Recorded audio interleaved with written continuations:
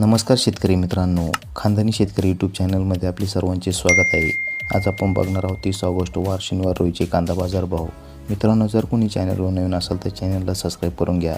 छत्रपती संभाजीनगर आवक 2469, किमान दर 200, कमाल दर 1300, सर्वसाधारण दर 750 रुपये क्विंटल.